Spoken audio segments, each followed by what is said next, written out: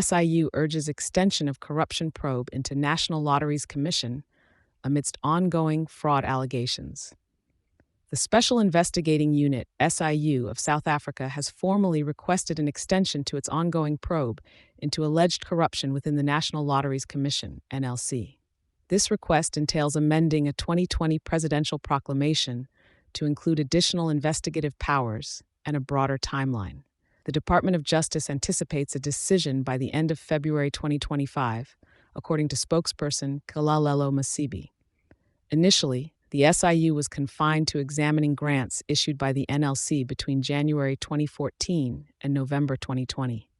However, given that allegations of corruption have persisted beyond this period, an extended mandate is sought to encompass these later incidents. The move aims to address gaps left by the original proclamation, particularly in the areas of procurement processes and service provider appointments, sectors reportedly tainted by fraud involving sums amounting to hundreds of millions of rands. The collaboration between the NLC and the SIU has intensified recently, evidenced by a renewed letter of engagement that extends their partnership for another year. This ongoing cooperation will enable the SIU to capitalize on existing internal investigations by the NLC, which have been supported by damning findings from independent audits. The extension, if granted, would not only allow the SIU to scrutinize the procurement and supply chain management at the NLC, but also enable them to investigate the flurry of whistleblower reports concerning corruption that occurred after the current proclamation deadline. Significant incidents under scrutiny include irregular expenditure on IT and legal services, as highlighted by audits from the Auditor-General and independent auditing firms hired by the NLC.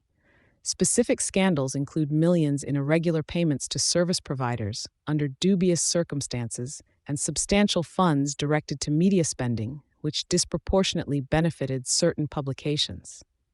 The urgency of these investigations is underscored by the scale of mismanaged funds.